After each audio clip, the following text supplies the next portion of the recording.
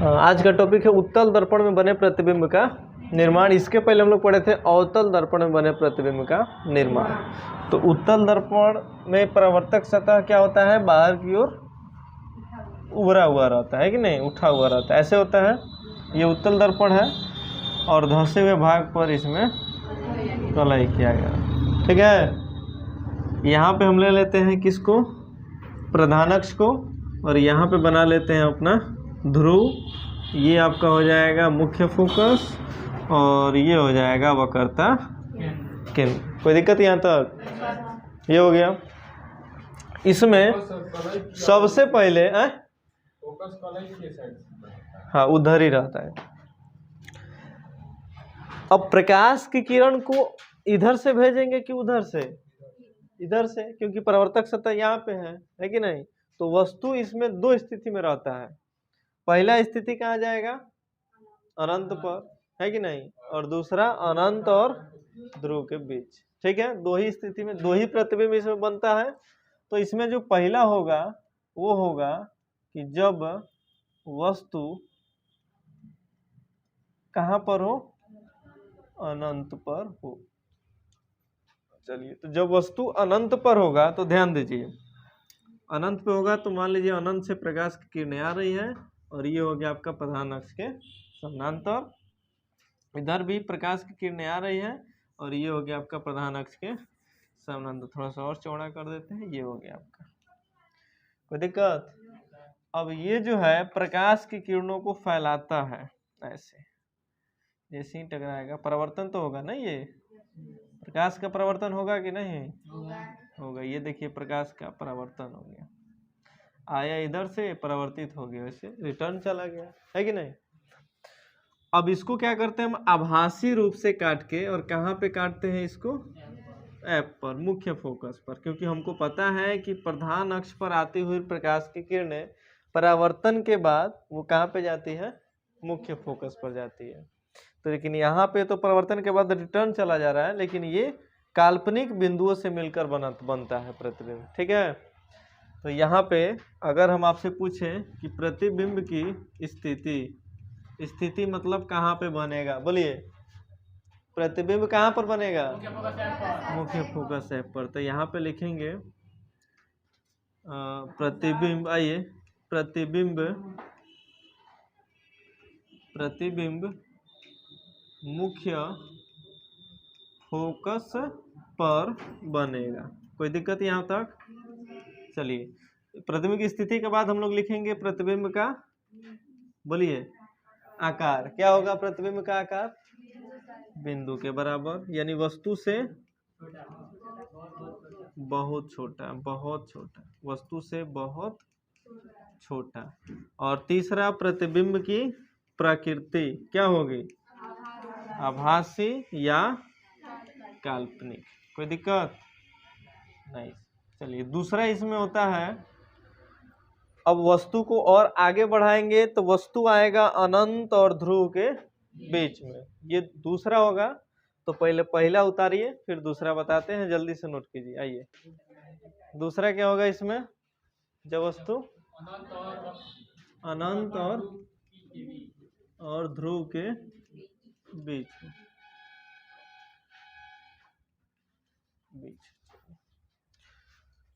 चलिए,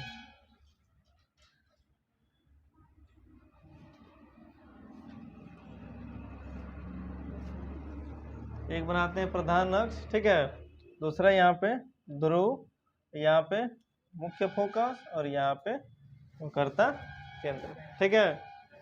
अब वस्तु को हमको रखना है, अनंत इधर हो गया और ये क्या हो गया, ध्रुव, तो इसके बीच में, तो बीच में रखते हैं यहाँ पे, ये हो गया वस्तु। वस्तु में से पहला प्रकाश किरण प्रधान अक्ष के समानांतर गया और ये चला जाएगा कहाँ से, बोलिए मुख्य फोकस से, ठीक है। दूसरे प्रकाश किरण को हम भेजते हैं कहाँ से, सी से भेज देते हैं, वक्रता केंद्र से, ठीक है।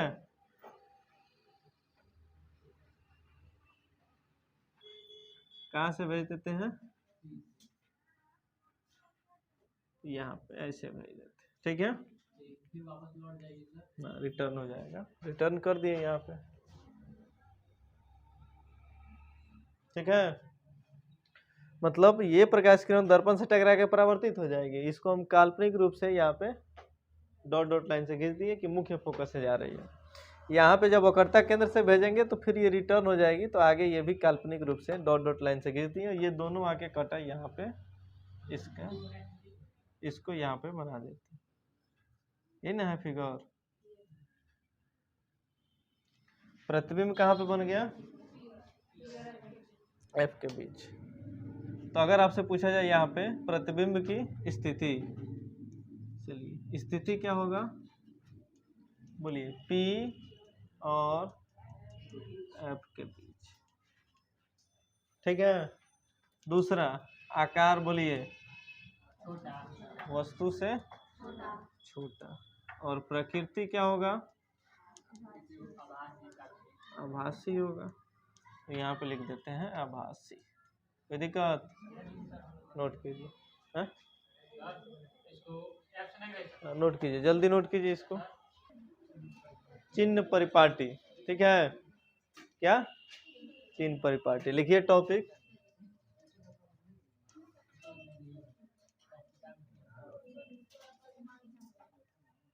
चिन्ह परिपाटी।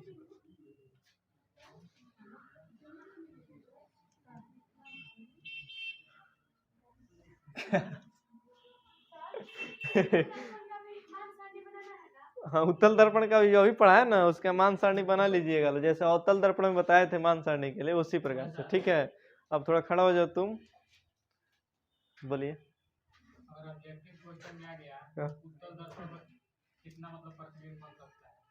उत्तल दर्पण में कितने जगह वस्तु को रख सकते हैं, दो। अभी ये कितना लिखेंगे, दो ही लिखना है। अच्छा, ध्रुव पर हम लोग नहीं प्रतिबिंब बना सकते हैं जी, ध्रुव पर नहीं खड़ा हो सकते हैं, वस्तु को नहीं रख सकते हैं, हैं? ध्रुव कहाँ पे है पता है आपको, ध्रुव किसे कहते हैं?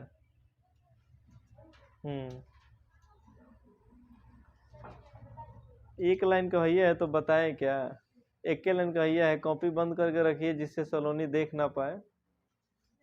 हाँ, बंद करो कॉपी, बोलो।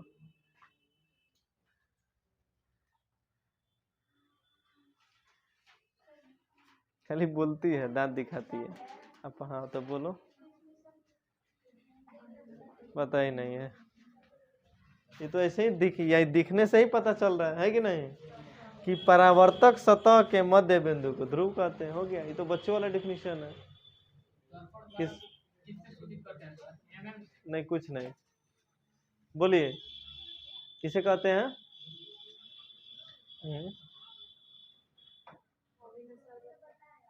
इसलिए तो पूछ रहे हैं, बताए हैं तो बताओ, दोबारा सुनी नहीं है? नहीं सुनोगी, नहीं सुनोगी, पढ़ने के लिए थोड़ी आ रही है तुम। तो चलिए, चिन्ह परिपाटी देखिए ध्यान से। उधर कहाँ देख रहा है? है? नहीं नहीं, बैठ जाइए, वो बैठ गई अपने आप, तो तुम लोग बैठ सकते हो, पूछने की क्या जरूरत है?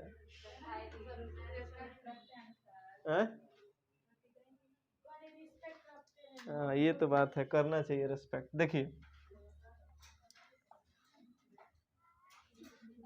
चिन्ह परिपाटी यही ना है, पहले समझा देते हैं फिर आपको लिखवा देते हैं, उधर नहीं जाते हैं हम लोग। ये आपका क्या हो गया, ध्रुव है, कुछ नहीं बनाना है अभी। ये आपका हो गया मुख्य फोकस, और ये हो गया वक्रता केंद्र। ठीक है, और थोड़ा सा ध्यान दीजिए, 3 चैप्टर जब मैथ में आप लोग पढ़े होंगे या पढ़ाया जाता होगा, तो उसमें इस प्रकार से फिगर बनाया जाता है, ऐसे दिख रहा है कि नहीं इसमें? ठीक है, इसमें बोलते हैं एक्स ओ एक्स डैश, ये ना होता है, वाई ओ वाई डैश, ये होता है मैथ में। और उसमें बताया जाता है कि एक्स अक्ष पर दाहिने तरफ की संख्याएं प्लस में होती हैं, बाएं तरफ की संख्या माइनस में होती है, फिर वाई अक्ष पर ऊपर की संख्या और नीचे की संख्या माइनस में। कोई दिक्कत? सेम इसी प्रकार से इसमें भी होता है। देखिए ऐसे कोई नहीं बताएगा जैसे पढ़ा रहा है, भले समझा दिया जाता है, इस पे समझा दिया जाता है, लेकिन चित्र बना के ऐसे नहीं समझो। अब इसको उठा के लेके आ जाइए इस पर, यानी इसको यहाँ पे बना दीजिए, बन गया दो अक्ष। कहने का मतलब ये कि अब जो भी दूरी होगी, यदि इधर मेजरमेंट करना है हमको दूरी को, तो हम किस में लेंगे? क्योंकि देखिए इधर प्लस में है, इधर के ये हो गया आपका मूल बिंदु। अब मूल बिंदु से इधर की जितनी भी दूरी मेजर करेंगे वो हमेशा प्लस में होगा, लेकिन प्लस की स्थिति एक ही आता है इसमें, ठीक है ना? क्या बता रहे थे आप लोग? हाँ, इधर की जो दूरी होगा वो प्लस में होगा, लेकिन अवतल दर्पण में इधर दूरी एक ही लास्ट वाला प्रतिबिंब में आता है। जब प्रतिबिंब दर्पण के पीछे बनता है तब हम लोग प्रतिबिंब दूरी मेजर करते हैं, तो वो प्रतिबिंब दूरी किस में आएगा? बाकी जितना भी आप प्रतिबिंब बनाए वो सब दर्पण के आगे आया है। तो दर्पण की सबसे पहला चीज तो आपको ये याद रखना है कि दर्पण की जितनी भी दूरियां मेजर करेंगे हम लोग कहाँ से? ध्रुव से। जैसे यहाँ पे मूल बिंदु से मापा जाता है, वैसे ही इसमें ध्रुव से मापा जाता है। तो अब जो प्रतिबिंब मान लीजिए आगे बन गया, जैसे मान के चलिए कि यहाँ पे प्रतिबिंब बन गया, सी पर ही ले लीजिए या सी और एफ के बीच ले लीजिए यहाँ पे, तो ये हो गया प्रतिबिंब की ऊंचाई। ऊंचाई भी होता है, मान लीजिए यहाँ पे वस्तु को रखें और यहाँ पे आपका वस्तु की ऊंचाई हो गया और ये प्रतिबिंब की ऊंचाई हो गई। प्रतिबिंब को हम लोग आई लिखते हैं, जिसको इमेज कहा जाता है। इमेज का मतलब प्रतिबिंब, और ऑब्जेक्ट का मतलब होता है वस्तु, जिसको हम लोग बिंब कहते हैं। यदि क्वेश्चन में कहीं बिंब भी आए, केवल बिंब, तब भी समझना है कि वो बिंब का मतलब वहाँ पे कह रहा है वस्तु। अब बिंब ही मिलेगा। एनसीईआरटी का जितना क्वेश्चन है कहीं वस्तु नहीं लिखेगा, कहेगा कि हम बिंब को सी और अनंत के बीच रखे हैं। तो ये मत सोचिएगा कि बिंब का मतलब प्रतिबिंब, ऐसा नहीं है। बिंब का मतलब वस्तु, और जहाँ पे प्रतिबिंब होगा तो वो प्रतिबिंब ही लिखेगा, ठीक है? तो कहने का मतलब ये कि प्रतिबिंब यानी बिंब को ऑब्जेक्ट कहते हैं अंग्रेजी में, और चित्र को, इमेज को आई से सूचित करते हैं, ठीक है? प्रतिबिंब को इंग्लिश में क्या कहते हैं? इमेज। प्रतिबिंब पढ़ाए होंगे तो उसमें लिखवाए होंगे। यानी प्रतिबिंब की ऊंचाई को हम लोग, एच का मतलब ऊंचाई, और किसकी ऊंचाई? प्रतिबिंब को, तो एच आई से सूचित करते हैं, ठीक है? और वस्तु की ऊंचाई को एच ओ से सूचित करते हैं, ठीक है? अब यहाँ पे देखिए क्या क्या आपको मिल रहा है। पहला प्रतिबिंब दूरी, यहाँ पे प्रतिबिंब बना है, प्रतिबिंब दूरी। दूसरा वस्तु दूरी, यहाँ पे वस्तु है, वस्तु दूरी। तीसरा प्रतिबिंब की ऊंचाई, और चौथा वस्तु की ऊंचाई। अब ये चार गो सिंबल आपको बताना है कि इसमें कौन प्लस में होगा और कौन माइनस में होगा। थोड़ा सा ध्यान दीजिए, समझ में आएगा। ये है हमारा प्रतिबिंब। तो दूरी और ऊंचाई दोनों अलग अलग चीजें हैं। तो दूरी जब भी मेजर करेंगे कहाँ से मेजर करेंगे? ध्रुव से। ध्रुव से प्रतिबिंब दूरी इधर जाएंगे ना दूरी मेजर करने के लिए, तो किस में होगा? ये माइनस में। तो हमको पता चल गया कि प्रतिबिंब दूरी जो है वो किस में होगा? माइनस में, ठीक है? दूसरा वस्तु दूरी भी मेजर करने के लिए इधर ही आना पड़ेगा, तो वस्तु दूरी भी किस में होगा? माइनस में। एक और चीज इसमें याद रखिएगा, वस्तु दूरी हमेशा माइनस में होता है, हमेशा, वो कोई भी दर्पण हो। अब बिना सोचे उसके आगे माइनस लिख लीजिए। वस्तु दूरी हमेशा माइनस में होता है, ठीक ठीक है ना? क्योंकि इधर ही रहता है ना वस्तु। प्रतिबिंब भले उधर बने चाहे इधर बने, हमेशा वस्तु को इधर ही रखते हैं। तीसरा आता है हमारा प्रतिबिंब की ऊंचाई। प्रतिबिंब की ऊंचाई बताइए, प्लस में होगा कि माइनस में? माइनस में होगा, इधर माइनस में है, ठीक है, तो माइनस में हो जाएगा। और वस्तु की ऊंचाई बोलिए, बोलो। प्लस में, क्योंकि ऊपर है ना, और ऊपर की संख्याएं देखो किस में है, तो प्लस में हो गया। ये हो गया अक्ष पर पढ़ने के लिए। अक्ष को रखिए और समझ लीजिए। अगर आप अक्ष को भूल जाते हैं तो दूसरा भी नियम है इसका। अब नियम कैसे याद रखना है? पहला नियम है कि आपतित किरण की दिशा में, ये है जब इसको भूल जाते हैं तब उस स्थिति में आप इसकी सहायता से दूरी को लिख सकते हैं, प्लस में होगा कि माइनस में होगा। देखिए उसको भी लिख के बता देते हैं।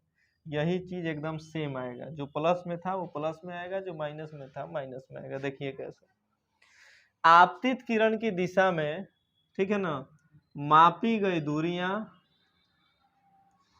मापी गई दूरियां किसमें होती हैं? प्लस में होती हैं। यानी कहने का मतलब ये कि जब हम वस्तु को यहाँ पे रखते हैं तो किरण को ऐसे ही ना भेजते हैं। तो ये है आपतित किरण, यानी किरण आ रही है, परावर्तन के बाद ना ऐसे मुख्य फोकस से जाती है, तो ये परावर्तित किरण हो गया। ये कौन सी किरण है?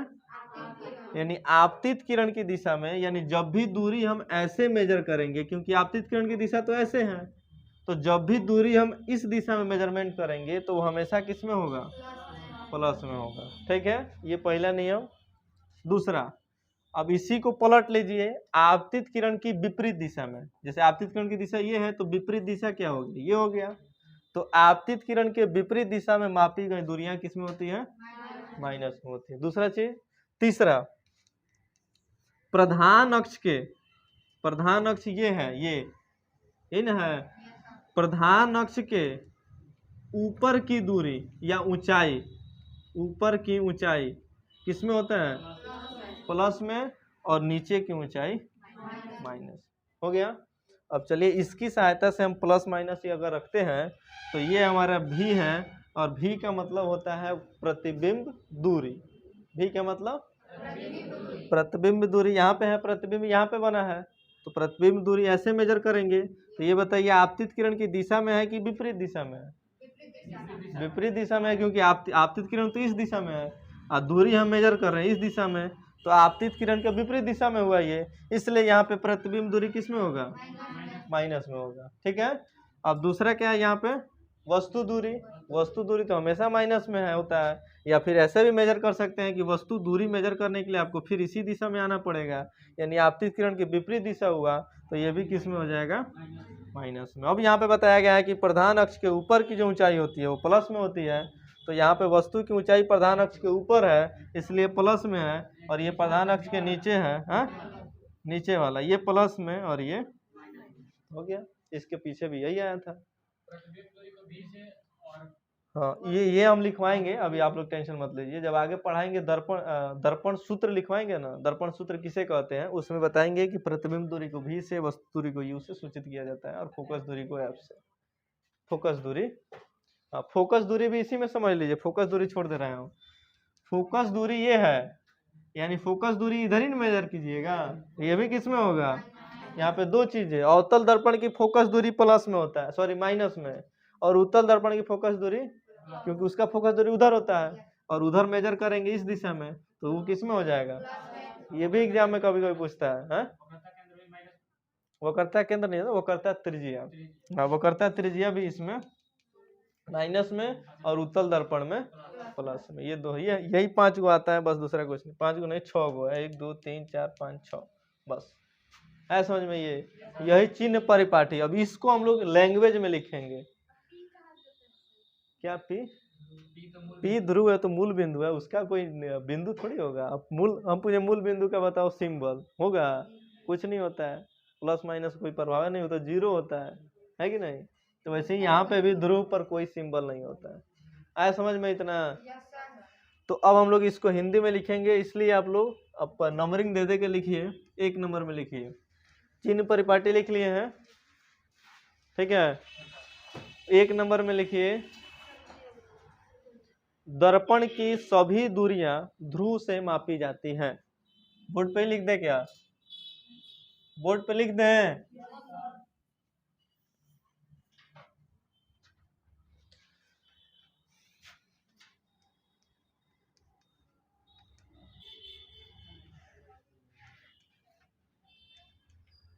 जिसको हिंदी लिखना नहीं आता है बोर्ड पर देख सकता है, ठीक है। दर्पण की सभी दूरियां ध्रुव से मापी जाती है। ये हो गया आपका पहला चिन्ह परिपाठी का पहला नियम। दूसरा, आपतित किरण की दिशा में मापी गई दूरियां धनात्मक तथा विपरीत दिशा में मापी गई दूरियां मापी गई दूरियां ऋणात्मक होती है। चलिए जल्दी जल्दी नोट कीजिए, अभी मिटा देंगे हम, ज़्यादा टाइम नहीं लेंगे। ऋणात्मक होती है। तीसरा, प्रधान अक्ष के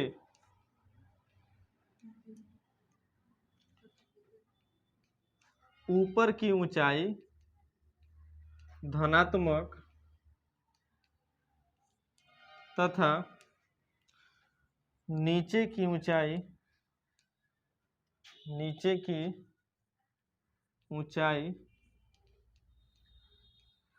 ऋणात्मक होती है।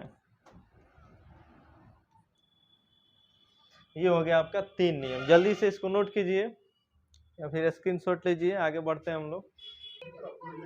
अब इसको चित्र पर बता देते हैं, अवतल दर्पण में और उत्तल दर्पण दोनों में, ठीक है। तो ये देखिए अवतल दर्पण के चित्र पर ध्यान दीजिए। यहाँ पे हम बना दिए प्रधान अक्ष, ठीक है। ये हो गया मुख्य फोकस और ये हो गया वक्रता केंद्र, ठीक है। तो यहाँ पे सिंबल की सहायता से बता देते हैं कि जब भी आप दूरी इधर मेजर कीजिएगा इस साइड, तो वो किस में होगा, प्लस में, क्योंकि आपतित किरण की दिशा में है। और जब दूरी आप विपरीत साइड मेजर कीजिएगा तो वो हो जाएगा किस में, माइनस में, ठीक है। जब अक्ष के ऊपर दूरी मेजरमेंट कीजिएगा तो वो होगा किस में, और जब अक्ष के नीचे दूरी मेजर कीजिएगा तो वो होगा माइनस में। इसको फिगर में बना लेना है आपको, ठीक है। उसके नीचे मतलब प्लस में एक ही होगा, हाँ एक ही प्रतिबिंब दूरी प्लस में, एक ही प्लस में होगा। प्रतिबिंब लास्ट वाला एक वो बनता है उधर, तो उसको ऐसे मेजर करते हैं, बाकी सब प्रतिबिंब दूरी माइनस में होगा, ठीक है। हाँ हाँ फिगर बना लीजिए इसमें उसके नीचे, ठीक है। और इतना ही रहने देते हैं, फिर इसके आगे कल हम लोग पढ़ेंगे।